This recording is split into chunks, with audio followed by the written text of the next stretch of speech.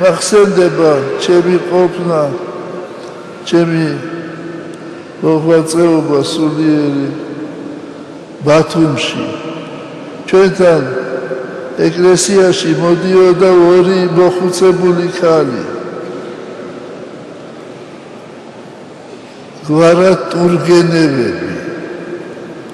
ესე იგი თავადი შვილები იყვნენ, მაგრამ ისეთი გაჭირვებულები მათ არ ჰქონდა სახლი და პატარა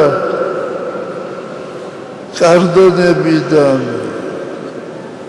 ხის რაღაც ნატეხებიდან იყო შეკოწიწებული რაღაც პატარა ოთახი დიდ სახლთან, დიდი სახლის კედელთან და იქ ცხოვრობდნენ ეს დიდებული გვარის ტურგენევები, ეს ძალიან ცნობილი, რუსეთში ცნობილი გვარი იყო და არის.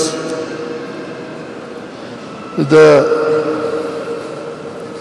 მოდიოდნენ ეკლესიაში და ზოგი ეხმარებოდა, ზოგი არაფერს არ აძლევდა. და ჩვენი მორჩილი იყო ეკლესიაში და მქონდა ის მიამბობდა მერე ქალბატონი იყო, ის მიამბობდა რომ დგავარლო ეკლესიაშიო და მაქვს ჯიბეში 3 მანეთი. და იმესმისო ხმაო თითქოს აი ჩემს გონებაში, ჩემს გულში ვიღაც მეუბნებაო. წადი იქვე იდგა ცოტა მოშორებით ის ერთ-ერთი ტურგენევა სქალი. წადი და მიეციო, ფული მიეციო, დაეხმარეო. მე ვიფიქრეო, თან წირვა მიდისო და ვფიქრობო, რომ იქნება ეწყინოს კიდეცაო, ის არადროს არ თხოვლობსო. მე ძალიან ცოტა არისო, 3 მანეთიო და მაინც ეს ხმა მიკარნახებს, მიბრძანებსო, რომ წადი მიდიო, ეხლავე მიდიო.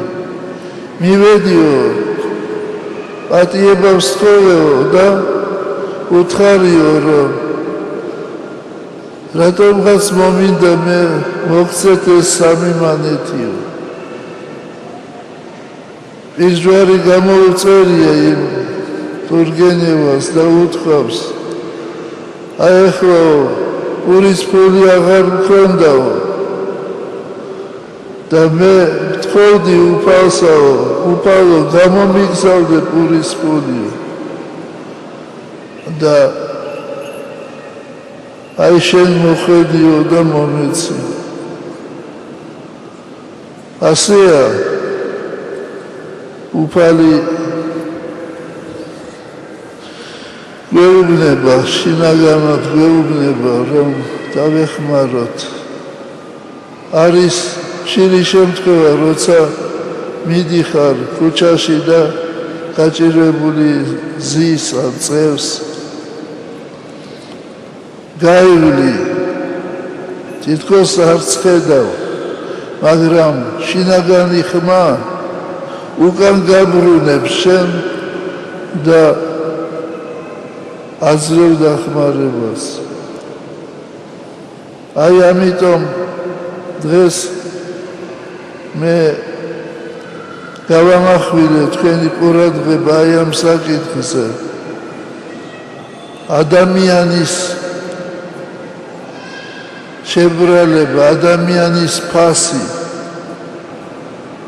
ეს უდიდესი